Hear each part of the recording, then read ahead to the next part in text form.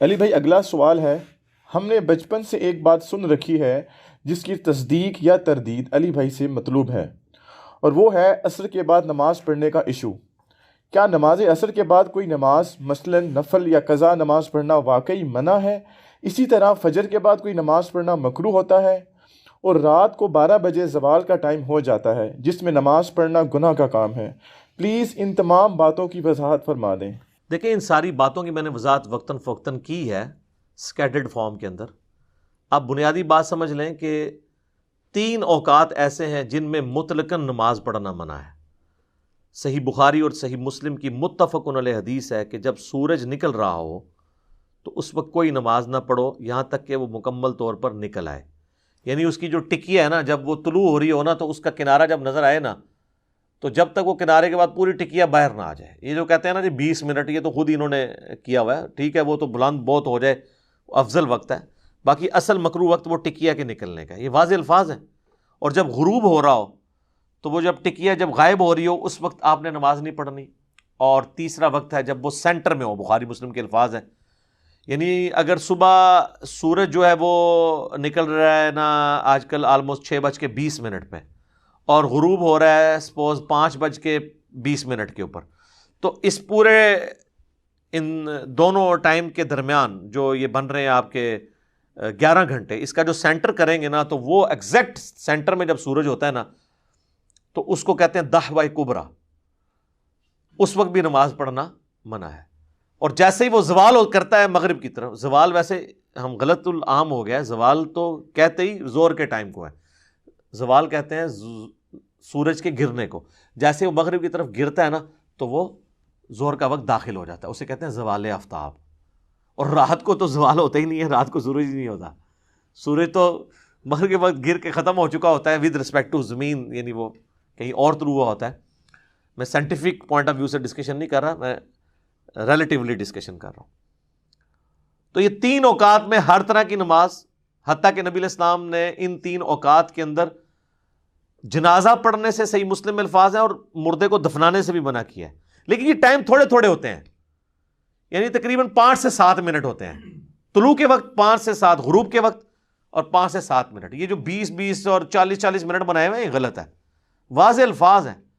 اور پھر نبی علیہ السلام فرمایا کہ شیطان کے 2 سینگوں میں سے سورج نکل رہا ہوتا ہے، جب اس کا کنارہ ظاہر ہو، جب تک پورا سورج باہر نہ آ جائے تم نے نماز نہیں پڑھنی۔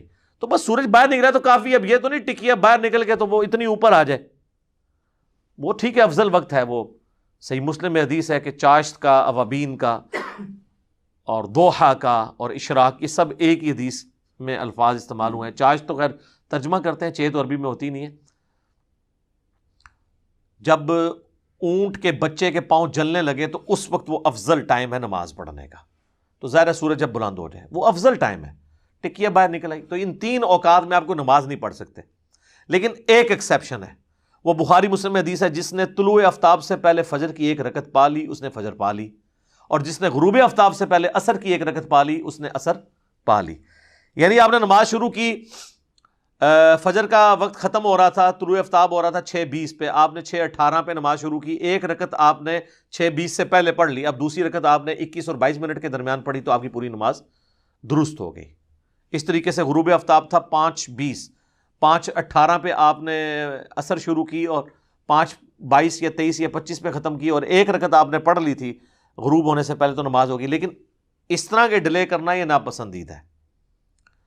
اب رہا فجر کے بعد نماز پڑھنا اور عصر کے بعد، تو وہ بھی بخاری مسلم میں ہے، نبی علیہ السلام نے فجر کے بعد نماز پڑھنے سے اور عصر کے بعد نماز پڑھنے سے منع فرمایا ہے، لیکن یہ منع وہ والا منع نہیں ہے جو مطلقاً منع ہو، اس میں ایکسیپشنز موجود ہیں، چونکہ ایکسیپشن بھی احادیث کے اندر آئی ہیں تو اب اس کو کیسا ہم رد کر سکتے ہیں۔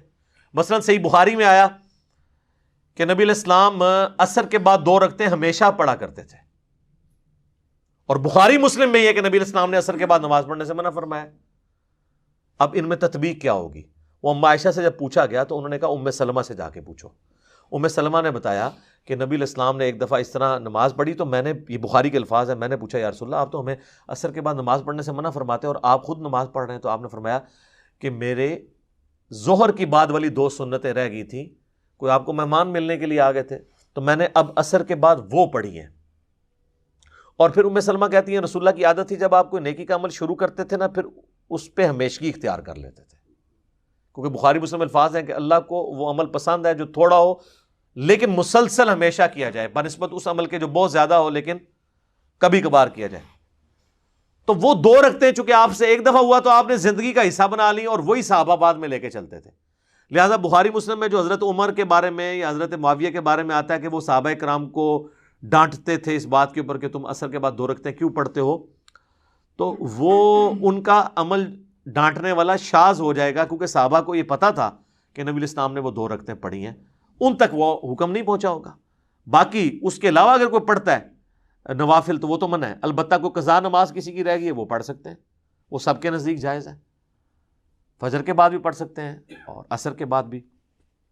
اس طریقے سے فجر کے بعد آپ سنتے بھی پڑھ سکتے ہیں۔ وہ کہتے ہیں جی وہ نفلی نماز ہوتی ہے، چلے شکر ہے آپ نے نفلی مان تو لی نا، آپ تو سنت موقدہ کے نام پہ نفل سے الگ کرتے تھے اس کو، اب تو مانے نا یہ نفلی نماز ہے، فجر کی 2 سنتیں۔ تو وہ کہتے ہیں نہیں فجر کے بعد آپ نہیں پڑھیں گے، سورج نکلنے کے بعد پڑھیں گے، سورج نکلنے کے بعد بھی آپ نہ پڑھیں کوئی مسئلہ نہیں، وہ نفلی نماز ہے۔ بہرحال وہ حدیث ایک ہے جو اس کو سپورٹیو ہے، وہ جامع ترمذی میں کمزور سند ہے، صحیح ابن حبان میں، المستدرک للحاکم میں، صحیح ابن خزیمہ میں موجود ہے۔ نبی الاسلام فجر پڑھ کے نکلے تو آپ نے دیکھا ایک شخص 2 رکعتیں پڑھ رہا ہے، تو آپ نے اسلام پھیرنے کے بعد اس سے پوچھا کہ بھئی یہ تو نے کون سی نماز پڑھی ہے؟ فجر تو ہم پڑھ چکے ہیں، یہ کون سی تو نماز پڑھ رہا ہے؟ تو انہوں نے کہا یا رسول اللہ میری فجر سے پہلے والی 2 رکعتیں رہ گئی تھی، تو آپ نے خاموشی اختیار کر لی۔ اس سے محدثین نے رزلٹ نکالا ہے کہ نبی الاسلام کی حدیث تقریری بن گئی، نبی الاسلام نے اس کی اجازت دے دی، اور یہاں پہ حنفی اجازت نہیں دیتے ہیں، اس کی وجہ سے لوگ بیچارے پھر وہ انتظار کرتے کرتے یا تو چلے ہی جاتے ہیں، یا یہ ہوتا ہے کہ وہ جب آتے ہیں جماعت ہو رہی ہوتی ہے اور پیچھے کام انہوں نے چک کے رکھا ہوتا ہے، حالانکہ بخاری مسلم میں حدیث ہے کہ جب فرض کی اقامت ہو جائے تو کوئی نماز جائز نہیں ہے۔ وہ کہتے ہیں جی مصنف ابن ابی شیبہ میں آثار ملتے ہیں کہ فجر کی جب نماز شروع ہوتی تھی تو اصحاب جو مسجد کے ساتھ ایڈجسنٹ جو حجرے ہوتے تھے باہر سین والے ایریے میں کونے میں نا جلدی سے 2 سنتیں پڑھ لیتے تھے۔ بالکل آپ پڑھ سکتے ہیں، لیکن ایسے حجرے میں اور ایسی جہاں پہ آپ کو امام کی آواز نہ آ رہی ہو اور امام آپ کا نہ ہو، امام وہ صحابہ کرام کے دور پہ نماز پڑھانے والا کہ وہ 2 سنتے کہ وہ 4 بھی پڑھ لے تو اس کی رکعت نہ فوت ہو، تو آڑے سے سنتا شروع کر دینے تو وہ فرض رکعت ہی چھوڑ دیتے ہیں۔ ٹھیک ہے، تو آپ باتیں بول لیتے ہیں تو آپ یہ دیکھا کریں کہ بھئی جب بات کا آپشن موجود ہے آپ نے جان بوجھ کے کام شروع کرنا ہے۔ دوسری طرف اہل حدیث بھی غلطی کرتے ہیں، انہوں نے روٹین بعد والی بنائی ہوئی ہے، جان بوجھ کے لیٹ ہو جاتے ہیں، سستی کر کے بعد میں پڑھ سکتے ہیں، وہ بھی ایک دوسری ایکسٹریم ہے۔ باقی یہ 3 اوقات ہیں جو اصل میں مکروہ ہے، سورج نکلتے وقت، سینٹر میں اور غروب ہوتے وقت۔ رات کو کوئی مکروہ وقت نہیں ہے، پوری رات آپ نماز پڑھ سکتے ہیں۔ بخاری مسلم میں حدیث ہے، بخاری میں تو امام بخاری نے صرف چیپٹر کی ہیڈنگ میں لیا ہے کہ عشاء کا وقت رات تک رہتا ہے، آدھی رات تک، لیکن یہ افضل وقت ہے۔ عشاء کا وقت فجر تک رہتا ہے، کیونکہ شرح مانی الاثار جسے طحاوی شریف کہتے ہیں اس میں حضرت ابو ہریرہ کا قول ہے، اور حضرت ابو ہریرہ نماز کے اوقات روایت کرنے والے صحابہ میں سے ہیں۔ وہ کہتے ہیں کہ عشاء میں افراط یہ ہے کہ کوئی شخص اتنی لیٹ کر دے کہ فجر کا وقت داخل ہو جائے، اس سے پہلے اگر وہ عشاء پڑھ لیتا ہے تو اس کی نماز درست ہے۔ لہذا امام حنیفہ کا موقف درست ہے کہ آپ عشاء کو فجر سے پہلے پڑھ سکتے ہیں، افضل یہ کہ آدھی رات سے پہلے پڑھ لیں۔ اور افضلیت تو پھر میرے بھائی بخاری مسلم میں حدیث ہے کہ اگر مجھے امت کا خیال نہ ہوتا تو میں عشاء میں تاخیر کا حکم دے دیتا، تو تاخیر تو کوئی نہیں کرتے۔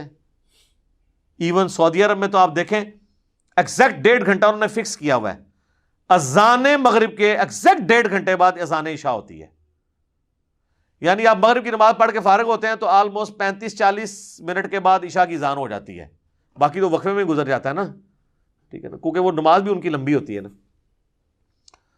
تو اس لیے آپ دیکھیں مغرب سے عشاء لوگ اعتکاف کرتے ہیں حرمین کے اندر، مکے میں اور مدینے کے اندر، تو اب ان سے کوئی پوچھے کہ افضل وقت ہے تو وہ کہیں گے یار ہم وہ افضل ہی ہے نا، کیا مطلب ہم تو امت کی آسانی دیکھ رہے ہیں۔ اور دوسری طرف فجر کی نماز یہ اندھیرے میں پڑھاتے ہیں، اور اگر کوئی تھوڑا سا لیٹ پڑھ لے وہ کہتے ہیں اس نے سنت چھوڑ دی ہے، تو وہاں نہیں آپ کو خیال آتا۔ عشاء پہ آپ کو سنت آپ چھوڑتے ہیں، فجر پہ حنفی چھوڑ دیتے ہیں۔ بھائی سنت یا افضلیت کو آپ فرض کے درجے میں نہ لے کے جائیں، خام خواہ مصیبت کھڑی کی ہوئی ہے۔ نمازوں کے جو اوقات ہیں نا جی، اللہ کا شکر ہے ہمارے پاس ٹائم ٹیبل ہے، مسجد میں گھڑیاں لگی ہوئی ہیں، اسلام 360 کے اندر موجود ہے، صلاۃ ٹائم کے اوپر مسلم پرو سافٹ ویئر ہے اس کے اندر موجود ہے، بلکہ آپ گوگل میں بھی جا کے لکھیں تو آپ کو ایگزیکٹ ٹائم مل جاتا ہے، فجر کا وقت اس ٹائم داخل ہو رہا ہے، ایگزیکٹ آپ کو منٹس تک مل جاتے ہیں. اب تو بڑی آسانی ہو گئی ہے. پرانے زمانوں میں مسئلے تھے کہ وہ ان کو دھوپ گھڑی بنانی پڑتی تھی، باقاعدہ چھتوں کے اوپر دھوپ گھڑیاں بنائی ہوتی تھیں، اور چیک کرتے تھے کہ ہاں جی جو بخاری مسلم میں حدیث آتی ہے کہ بھئی آپ نے نماز کس ٹائم پڑھنی ہے. جب سینٹر میں سورج پہنچتا ہے نا، جو میں نے دعوی کبریٰ بتایا، جیسے ہی زور کی طرف یعنی زوال ہوتا ہے تو زور کا وقت شروع ہوتا ہے، اور جب کسی چیز کا سایہ، ایک ورٹیکل چیز کا سایہ اپنے سائے کے برابر پلس سایہ اصلی کے برابر ہو جائے تو عصر کا وقت شروع ہو جاتا ہے. اور اس کا عصر کا افضل وقت یہ ہے کہ ڈبل سائے کے ڈبل ہونے سے پہلے پڑھ لیں، بعد میں بھی پڑھ لیں تو ہو جائے گی، لیکن افضل وقت یہی ہے. سایہ اصلی ضروری ہے اس میں، ورنہ تو مصیبت کھڑی ہو جائے گی. ورنہ تو آپ فجر کے بعد جب سورج نکل رہا ہوتا ہے تو سایہ اتنا لمبا ہوتا ہے، عصر کا وقت بھی ختم ہو گیا ہوتا ہے. تو وہ نہیں، یعنی وہ دعوی کبریٰ کے بعد سایہ اصلی یہ ہوتا ہے کہ سورج اپنے ٹریک میں جو جب سینٹر میں پہنچتا ہے تو سب سے کم سایہ اس وقت کسی ورٹیکل چیز کا ہوتا ہے اگر زمین میں آپ نے گاڑی ہو، اور آلموسٹ گرمیوں میں تو زیرو کے قریب پہنچ جاتا ہے، خصوصاً آپ ایکویٹر کے اوپر اگر ہوں، خط استوا کے اوپر، تو وہ بالکل زیرو کے قریب ہو جاتا ہے. تو وہ باقاعدہ سرکل بناتے ہوتے تھے کہ جی یہ سایہ اصلی ہے، جیسے ہی اس سرکل سے باہر ہوا تو پھر قدموں میں بھی ناپا جاتا تھا. اب تو یہ ساری کے سارے پرابلم حل ہو گئے. گھڑی نے مسئلے حل کر دیے ہیں، سافٹ ویئرز نے مسئلے حل کر دیے ہیں. آپ تو اب اپنے بزرگوں سے بھی زیادہ ایکوریٹ ٹائمنگ کے اندر سحری اور افطاری اور نمازوں کی ٹائمنگ کا اہتمام کر سکتے ہیں، فجر کا، ظہر کا، عصر کا، مغرب کا، عشاء کا. اور جب ونس نماز کا ٹائم داخل ہو جائے تو پھر نہ تو اذان شرط ہے نہ اقامت شرط ہے.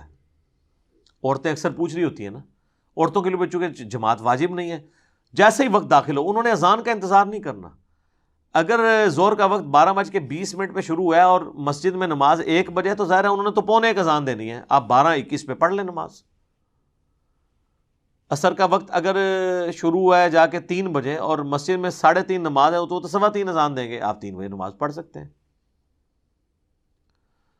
تو نماز کا تعلق وقت داخل ہونے سے ہے. جماعت کا تعلق جو ہے نا اذان کے ساتھ ہے، وہ جماعت قائم کرنے کے لیے اذان دی جاتی ہے.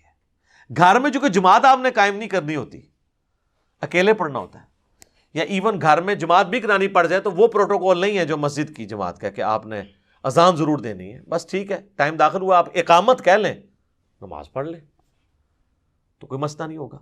تو یہ جو 3 بیسک جو مکروہ اوقات ہیں جن کے اوپر ہر نماز منع ہے، وہ سورج کی ٹکیاں نکلتے وقت 5-7 منٹ، سینٹر میں 5-7 منٹ، اور غروب ہوتے وقت 5-7 منٹ.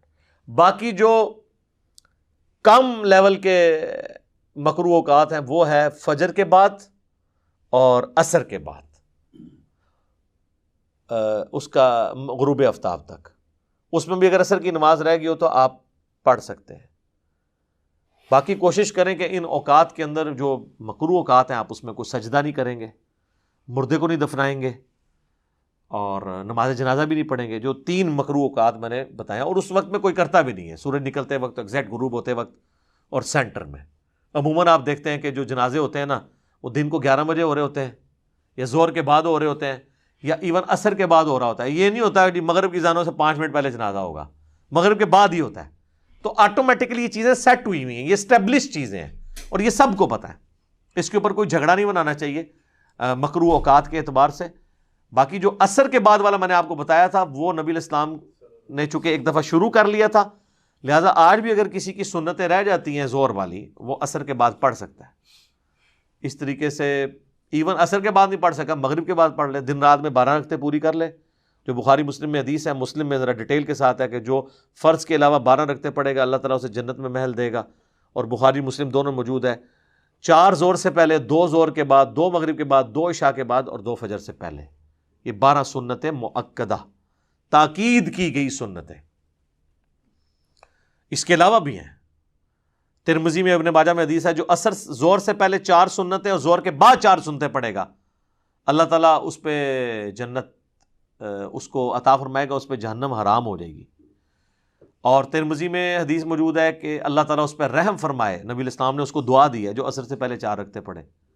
وہ تو آپ جتنی مرضی پڑھتے جائیں، اور 4 رکعتیں آپ اکٹھی بھی پڑھ سکتے ہیں اور 2 کر کے بھی. افضل ہے ویسے 2 کر کے پڑھیں، اور اکٹھی بھی صحابہ سے، مصنف عبدالرزاق، مصنف ابن ابی شیبہ میں عبداللہ بن عمر سے ثابت ہے، وہ دونوں طریقے سے درست ہیں، آپ پڑھ سکتے ہیں.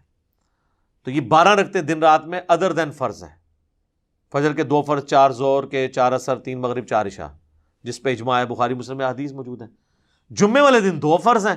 جمعے سے پہلے جتنی مرضی رکھتے ہیں آپ پڑھیں، جب خطیب ممبر پہ چڑھ جائے پھر 2 رکھتے ہیں، بخاری مسلم میں ہے. اور خطیب ممبر پہ نہیں چڑھا تو بخاری مسلم میں ہے، جو جتنا اللہ توفیق دے پڑھو. اور بعد میں 4 رکھتے ہیں، مسلم شریف کے الفاظ ہیں جس نے جمعے کے بعد نماز پڑھنی وہ 4 رکھتے پڑھے. 2 کر کے بھی پڑھ سکتے ہیں، 4 اکٹھی بھی پڑھ سکتے ہیں. لیکن یہ ساری نفلی عبادات ہیں، یہ آبلیگیٹری نہیں ہے. میں کہتا ہوں جو بیچاری بچے پالنے والی عورتیں ہیں ان کے لیے تو فرض پڑھنا بھی مشکل ہو جاتا ہے، تو ان کے لیے کہ وہ صرف فرض پڑھیں اور نمازوں کو جمع کر لیں، اور جمع سوری کر لیں جس پہ کسی کا اختلاف نہیں. یعنی ظہر آخری وقت میں، عصر پہلے وقت میں، مغرب آخری وقت میں، عصر پہلے وقت میں. یعنی آج کل اگر سپوز عصر کا وقت شروع ہو رہا ہے 3 بجے، 2:50 پہ ظہر پڑھ لیں، 3 بجے عصر پڑھ لیں، ایک ہی وضو سے دونوں پڑھ لیں. اور غروب آفتاب ہو رہا ہے 5:20 پہ، ٹھیک ہے، اور اس کے بعد عشاء کا وقت داخل ہو رہا ہے 7 بجے تقریباً یا 6:45 بجے، تو وہ 6:30 مغرب پڑھ لیں، 6:45 عشاء پڑھ لیں. تو قریب قریب کر کے اس کو کہتے ہیں جمع سوری. جمع تقدیم اور جمع تاخیر بھی کر سکتی ہیں، ظہر کے ساتھ ہی عصر پڑھ لیں، اور عصر کے وقت میں جا کے پہلے ظہر پھر عصر پڑھیں. مغرب عشاء کو بھی اس طریقے سے جمع کیا جا سکتا ہے. چلیں اس پہ تو پھر کسی کو تھوڑے بہت ایزا ہو جاتا ہے، لیکن جمع سوری پہ تو سب کا اتفاق ہے کہ وہ اپنے اپنے وقت میں نماز پڑھ رہے ہوتے ہیں. یہ آسانیاں آپ دیں لوگوں کو تو آپ دیکھیں لوگوں نے تو نماز شروع کر دی ہے. کئی عورتیں انہوں نے نماز شروع کر دی ہے کہ جی یہ تو نماز بڑی آسان ہو گئی پڑھنی. جب آپ دن رات میں 17 رکھتے ہیں ٹوٹل جو اللہ نے آپ سے پوچھنی ہے، اور آپ نے صرف عشاء کی 17 بتائی ہوئی ہیں. سر یہ ایک دن عشاء کی 17 رکھتے کو پڑھے گا، دوسرے دن تو کہے گا یار واقعی نماز بہت مشکل کام ہے. تو ہم یہ پوچھتے ہیں صحابہ کرام یہ ساری پڑھتے تھے؟ صحابہ کرام تو اتنے اسٹرکٹ تھے. بخاری اور مسلم دونوں میں حدیث ہے، عبداللہ بن عمر نے سفر میں 2 فرض پڑھے ظہر کے، 2 عصر کے، اور اپنے خیمے میں واپس آئے تو دیکھا لوگ جو ہے نا ابھی بھی نماز پڑھ رہے ہیں. تو آپ نے کہا یہ لوگ کیا پڑھ رہے ہیں؟ کہا کہ جی سنتے ہیں پڑھ رہے ہیں، انفی ہیں یہ میں نے کہا ہے یہ بخاری مسلم الفاظ ہیں. حضرت عبداللہ بن عمر کہتے ہیں کہ یار اگر یہ سنتے ہی پڑھنی ہوتی تو میں ظہر کے 4 فرض نہ پڑھ لیتا جو میں نے 2 پڑھے ہیں. کٹی وٹی پھکی دی تھی انہوں نے کہ اللہ نے فرض کٹا کے 4 تو 2 کرتے نے، تجھے سنتا نال پھر بھی جوڑیاں ہوئی ہیں. تو یہ مسئلے شروع. پھر انہوں نے بتایا کہ میں پوری زندگی حضور کے ساتھ رہا ہوں، حتیٰ کہ حضور کی وفات ہوگی آپ سفر میں 2 رکعتیں ہی پڑھتے تھے. پھر حضرت ابوبکر کے ساتھ رہا، حضرت عمر کے ساتھ رہا، سب سفر میں 2 رکعتیں ہی پڑھتے تھے سوائے مغرب کے وہ 3 ہیں. سنتے صرف جواز ہے، نفلی عبادت ہے، لیکن یہ اس کو اتنی مصیبت کھڑی کی ہوئی ہے سنتوں کو تو چھوڑ دیں. اس سے چھوٹی چیز تراویح ہے. وہ کہتے ہیں جو تراویح نہ پڑھے اس کا روزہ نہیں ہے. ہم کہتے ہیں یہ کہاں لکھا ہے؟ کہتے ہیں ہم نے تو بتایا نہیں تھا، یہ تو تم خام الزام لگاتے ہو. یہ کہتے ہیں جی وہ بغلوں میں بت رکھ کے آتے تھے اس لیے رفع دین ہوتا تھا. ہم نے کہا یہ کہاں لکھا ہوا ہے؟ ٹھیک ہے. وہ کہتے ہیں جی وہ یہ تو تم ہمارا مذاق اڑا رہے ہو، ہم نے تو کبھی یہ بات نہیں بتائی ہے. سر یہ کون پھر بتاتا رہے لوگوں کو؟ یہ جنات آ کے انسانی شکل میں ان کو یہ بتا کے گئے ہیں. تم لوگوں نے یہ مشہور کیا ہوا تھا نا، آج ہم نے ایکسپوز کیا ہے تو تم لوگ کہتے ہو کہ یار یہ تو اپنی طرف سے ہی باتیں بنا رہا ہے. اپنی طرف سے نہیں بنا رہے. یہ آپ لوگوں نے کہانیاں لوگوں کو کرائی تھی، لوگوں کو مصیبت میں ڈالا تھا. اللہ کا شکر ہے کہ لوگوں کو سمجھ آیا کہ دین کتابوں کے اندر ہے، بابوں کے اندر نہیں ہے. ایک ایک حدیث ہم بتاتے ہیں ریفرنس کے ساتھ، لوگ چیک کرتے ہیں اور وہ اسی طریقے سے نکلتی ہے. پھر وہ جا کے اپنے علماء سے پوچھتے ہیں یار تم نے ہمارے ساتھ کیا کیا ہے، یہ کہاں لکھا ہوا تھا؟ تو پھر وہ آگے سے کہتے ہیں کہ پتہ چل گیا تو کیڑے اسٹیشن تو بول رہے ہیں. یہ کوئی جواب نہیں ہے. اسٹیشن کون سا ہے؟ اسٹیشن چھوڑیں میرے بھائی. آپ کی گاڑی چھوٹ چکی ہے تو آپ یہ نہ سمجھیں کہ باقیوں کی بھی. آپ اپنے اسٹیشن پہ کھڑے رہیں. آپ کے اسٹیشن وہی پرانے ہیں، دیوبند اور بریلی، انہی اسٹیشنوں کے اوپر رہیں. آپ کی سواریاں جو ہے نا وہاں سے جو ہے نا وہ ہم نے اٹھائی ہیں، سوار کر کے رسول اللہ کے قدموں تک پہنچا دی ہیں اللہ کے فضل سے. آپ وہ اجڑے ہوئے آپ کے اسٹیشن، ہمیں پتہ ہے. اس لیے غصہ نہ کھائیں. علمی میدان میں آ کے آپ بھی ایکسیپٹ کر لیں اور آپ بھی اس نعرے کو بلند کریں کہ مرنے سے پہلے اے مسلمان کر لے اس پہ غور، کتابوں کا خدا اور ہے، بابوں کا خدا اور۔ ویسے ایک اور نعرہ ہے، ویسے برا لگتا ہے، میں آپ کے لیے نہیں بیان کر رہا، باقی ان کو خوش کرنے کے لیے، کہ نہ میں وابی نہ میں بابی، میں ہوں مسلم علمی کتابیں۔ ٹھیک ہوگا جی، میرا خیال ہے اس کو ادھر ہی کنکلوڈ کرتے ہیں انشاءاللہ۔ کافی لمبی مجلس ہوگی ہے، بقیہ کے سوالات انشاءاللہ اگلی دفعہ کریں گے۔ اللہ تعالیٰ سے دعا ہے جو حق بات میں نے کہی اللہ تعالیٰ ہمارے دلوں میں راسخ فرمائے، اگر جذبات میں میرے منہ سے کوئی غلط بات نکل گئی اللہ تعالیٰ ہمارے دلوں ہی سے اسے دھو ڈالے، ہمیں معاف بھی فرما دے، ہمیں کتاب و سنت کی تعلیمات پر عمل کر کے دوسرے بھائیوں تک پہنچانے کی توفیق عطا فرمائے۔ سبحانک اللہم و بحمدک، اشہد ان لا الہ الا انت، استغفرک و اتوب الیک، وما علینا الا البلاغ المبین۔ جزاکم اللہ خیرا۔